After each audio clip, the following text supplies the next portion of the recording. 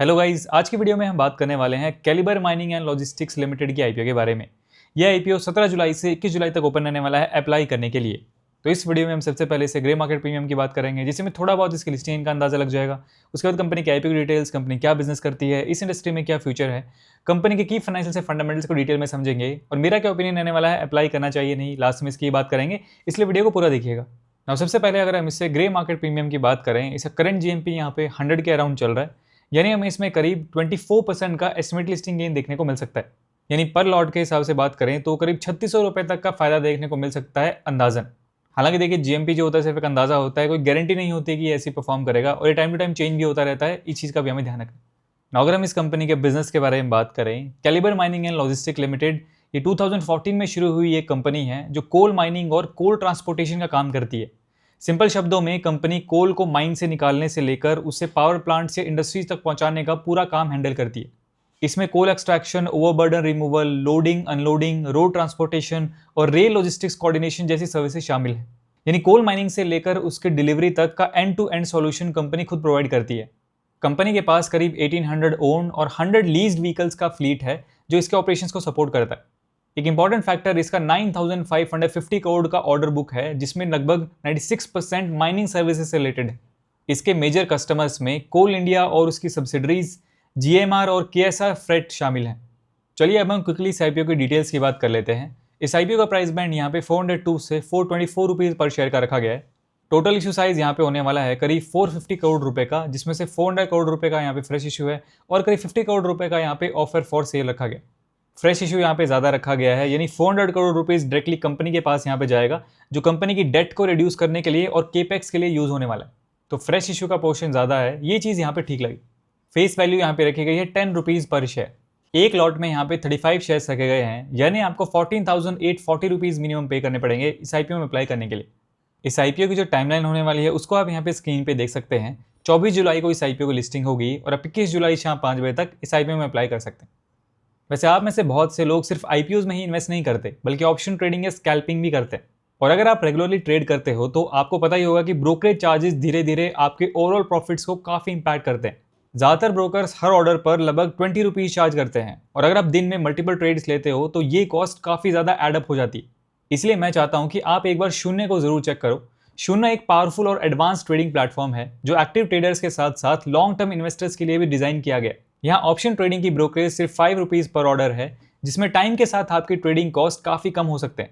इसमें account opening charges भी zero हैं। साथ ही advance option chain tools, pay off graphs, trading view power charts, fast order execution, portfolio tracking, pledging facility और stocks, futures, options, commodities, currencies, ETFs और mutual funds सब कुछ एक ही प्लेटफॉर्म पर मिल जाता है।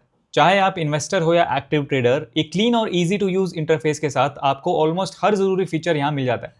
अगर आप अपने ट्रेडिंग कॉस्ट कम करना चाहते हो और एक फीचर रिच प्लेटफॉर्म यूज करना चाहते हो तो शून्य को एक बार जरूर चेक करो।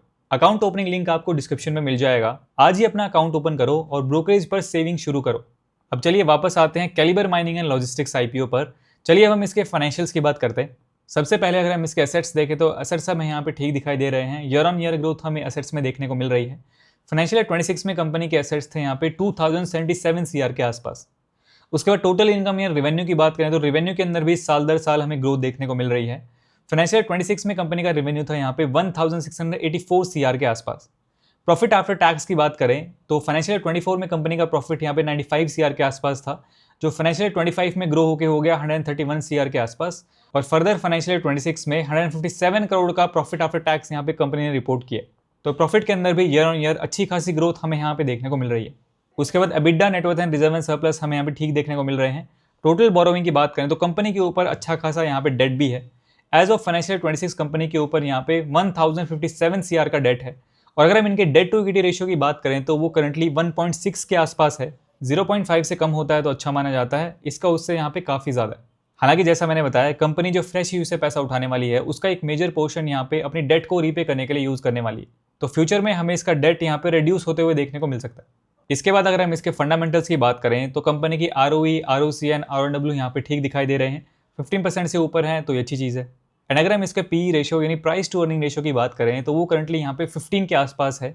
और इसके पी रेशियो को इसकी पेयर ग्रुप की कंपनी से हम कंपेयर करते हैं तो इसका पी रेशियो यहाँ पे इंडस्ट्री एवरेज के आसपास ही है, यानी पी के मामले में भी कंपनी ठीक नजर आ रही। चलिए अब हम कंक्लूजन की बात करते हैं कि इस आईपीओ में अप्लाई करना चाहिए या नहीं। लिस्टिंग गेन के पॉइंट ऑफ व्यू से बात करें, सबसे पहला हमारा पॉइंट आता है इसका जीएमपी। तो जीएमपी हमने इसका देखा 24% के आसपास चल रहा है, यानी ठीक ठाक लिस्टिंग गेन की उम्मीद इसमें बनती दिखाई दे रही है अकॉर्डिंग टू जीएमपी। हालांकि जीएमपी के पूरे भरोसे हमें यहाँ पे नहीं रहना चाहिए, कोई गारंटीड नहीं है। सेकंड हमारा पॉइंट आता है इसकी एंकर लिस्ट। तो पर्सनली अगर मैं बात करूँ, मुझे इसकी एंकर लिस्ट यहाँ पे ठीक ठाक लगी है। कुछ जानी मानी कंपनीज के नाम, चाहे वो एफआईआईज में हो या डीआईआईज में हो, हमें इसमें देखने को मिल रहे हैं। तो ठीक ठाक एंकर लिस्ट मैं यहाँ पे बोलूँगा। थर्ड हमारा पॉइंट यहाँ पे आता है इसकी वैल्यूएशन। तो ओवरऑल इसके फाइनेंशियल्स को देखते हुए, इसके फंडामेंटल्स को देखते हुए एंड इसके पी रेशियो को इसकी पीयर ग्रुप की कंपनी से कंपेयर करते हुए मुझे पर्सनली ऐसे लगता है इसकी वैल्यूएशन यहाँ पे ठीक ठाक है। एंड फोर्थ हमारा पॉइंट आता है इस आईपीओ की डिमांड। देखिए जो इसका सेक्टर है और ओवरऑल जो कंपनी का डेटा है उसके अकॉर्डिंग मुझे लगता है अच्छी खासी डिमांड हमें इस आईपीओ में देखने को मिल सकती है। हालांकि एक्चुअल में क्या रहने वाली है वो तो लास्ट डे तक ही हमें यहाँ पे पता चलेगा। तो ओवरऑल सारी चीज़ों को देखते हुए पर्सनली मैं फिलहाल के लिए इस आईपीओ में यहाँ पे इंटरेस्टेड हूँ। हालांकि आपको अपना डिसीजन अपने अकॉर्डिंग अपने रिस्क एंड एनालिसिस पे लेना है। आगे देखते हैं इसका जीएमपी सब्सक्रिप्शन वगैरह कैसा रहता है, उसको मैं यहाँ पे टेलीग्राम पे टाइम टू टाइम अपडेट भी करता रहता हूँ, वहाँ पे आप ज्वाइन कर सकते हैं। लिंक आपको वीडियो डिस्क्रिप्शन में मिल जाएगा। आपको इस आईपीओ के बारे में क्या लगता है, आप क्या करने वाले हैं, कमेंट सेक्शन में अपना ओपिनियन जरूर शेयर कीजिए। आज की वीडियो में इतना ही। वीडियो पसंद आया तो उसे लाइक कीजिए। मेरा नाम है सुनील, मिलते हैं नेक्स्ट वीडियो में। Thanks for watching.